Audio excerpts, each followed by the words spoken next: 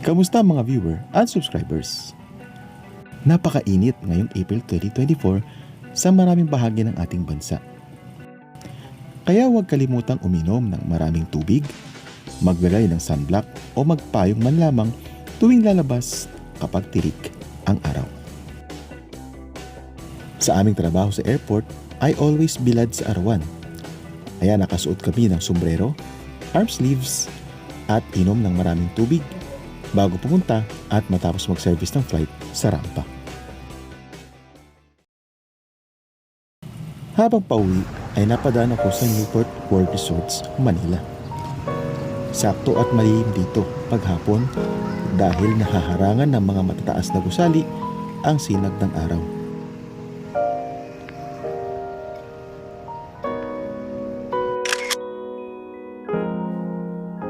Kompleto na dito. Maliban sa hotels, ay may simbahan, shopping malls, restaurants, coffee shops, fast foods, theater, cinema, casino, at marami pang iba.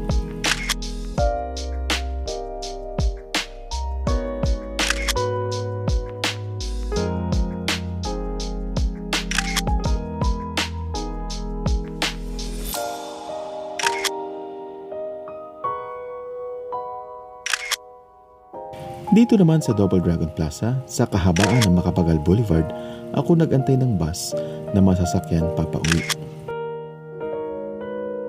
Habang nasa bus, ay natsyempohan natin itong papalubog na sikat ng araw sa Manila Bay.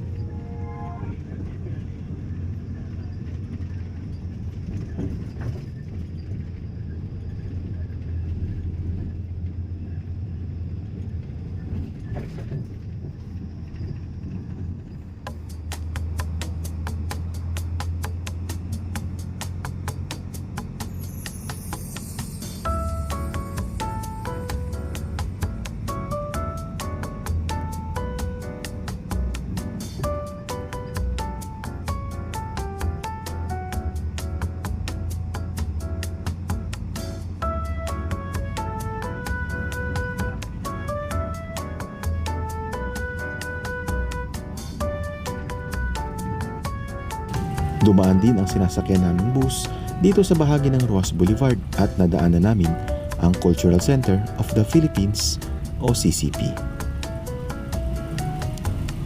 Medyo nakaidip na ako pagliko ng bus sa may Quirino Avenue. Nagising ako nung kami ay paakyat na sa Quezon Bridge papunta sa may bahagi ng Quiapo, Maynila.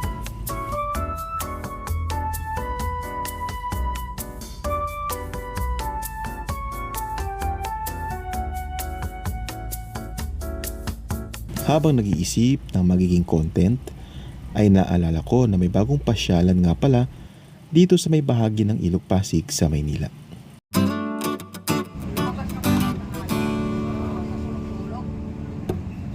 Kaya naman, isang hapon pagka-out sa work ay nagpasya akong pumunta doon at mamasyal.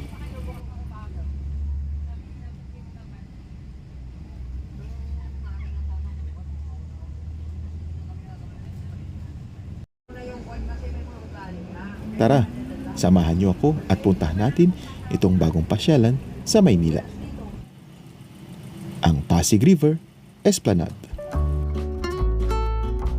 Ang Pasig River Esplanade ay matatagpuan sa lungsod ng Maynila. Malapit ito sa Jones Bridge at nasa likod lamang ng makasaysayang Manila Central Post Office Building sa Maynila. Tanaw mula dito sa Esplanade ang mga gusali sa Escolta na nasa kabilang bahagi ng Ilog Pasig, ang Jones Bridge at ang Intramuros Binondo Bridge. Nakadagdag sa ganda nitong Esplanade ang mga makukulay na ilaw. Mga lamppost,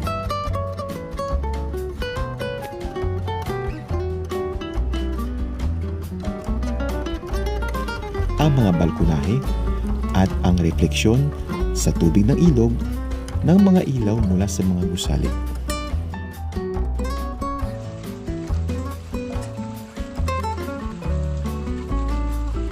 Mayroon ding fountain na may iba't ibang kulay ng ilaw.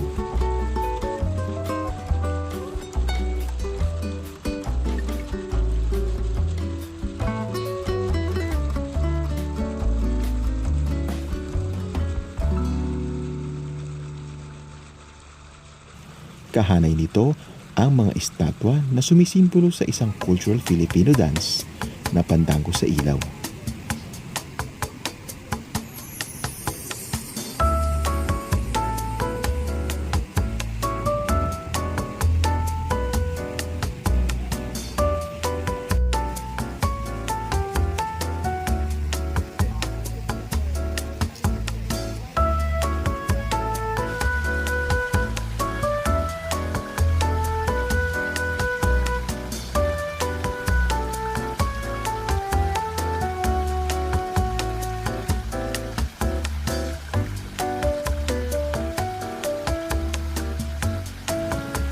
Maaari din mag-boating dito sa Ilog Pasig. At minsan may nagpe-perform na artist dito sa Esplanade.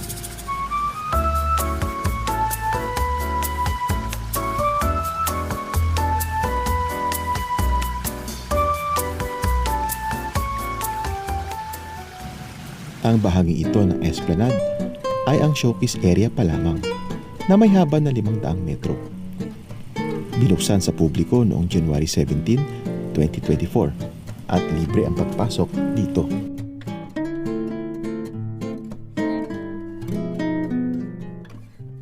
Sa kasalukuyan, dinarayo na ng mga tao mula sa iba't ibang lugar ang bagong Pook Pasyalan na ito.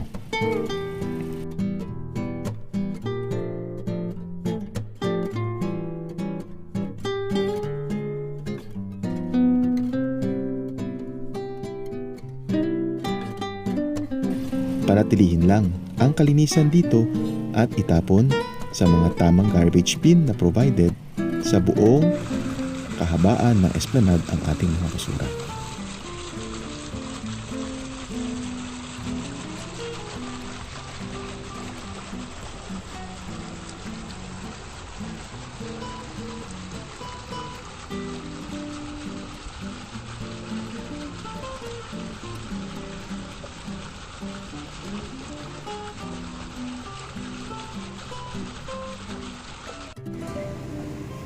Dahil Instagrammable ang lugar na ito, magpapahuli pa ba ako?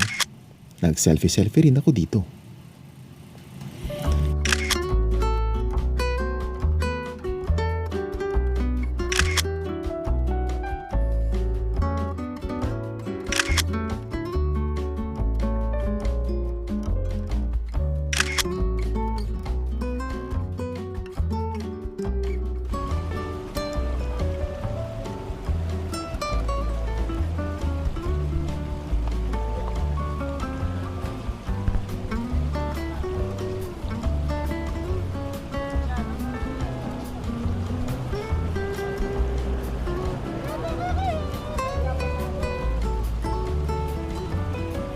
May mga security guard at pulis din na nagpapatrolya dito sa Esplanade 24/7.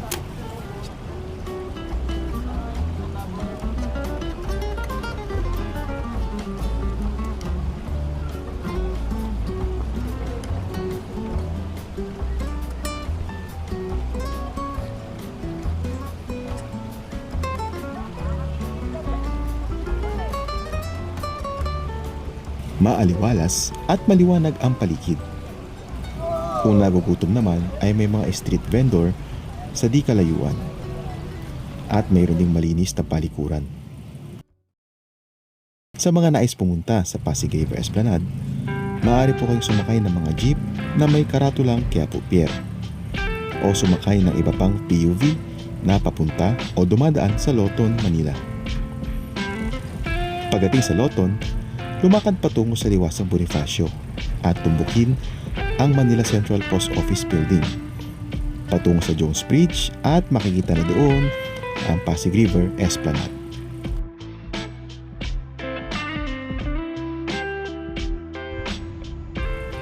Layunin ng Pasig River Esplanade Project na muling buhayin at pagandahin ang Ilog Pasig.